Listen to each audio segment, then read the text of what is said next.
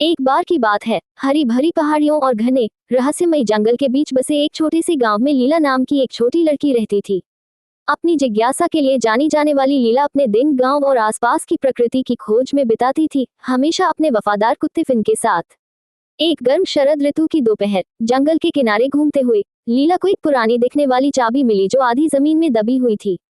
यह अजीब प्रतीकों से अलंकृत थी जिसे उसने पहले कभी नहीं देखा था। रहस्य से उत्साहित होकर उसने चाबी ली और अपनी दादी को दिखाई, जो जादू और रोमांच की कहानियों के लिए जानी जाती थी। चाबी की जांच करते समय उसकी दादी की आंखें चमक उठी। ये, उसने फुसफुसाते हुए कहा, किंवदंतियों की चाबी है। कहा जाता है कि यह जंगल के भीतर एक छिपे हुए दरवाजे को खोलती है, जो अनकही खजानों और चमत्कारों की भूमि की ओर ले जाती है।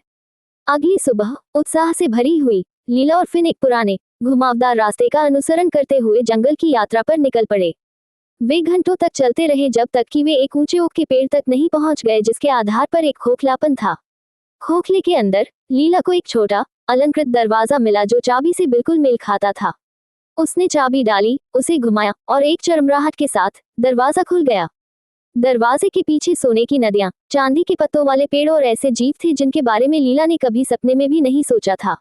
उसने पूरा दिन इस जादुई भूमि की खोज में बिताया, छोटे छोटे खजाने इकट्ठा किए और मंत्रमुग्ध प्राणियों से मुलाकात की। जब वह घर लौटी तो उसके पास जीवन भर याद रहने वाली कहानियां और एक गुप्त भूमि थी जिसे वह हमेशा संजो कर रखेगी। उस दिन से लीला गांव की कहानीकार बन गई, अपनी जादुई दुनिया की कहानियां साझा करते हुए अपने श्रोताओं को आश्चर्य और रोमांच के सपनों से मंत्रमुग्ध कर देती थी।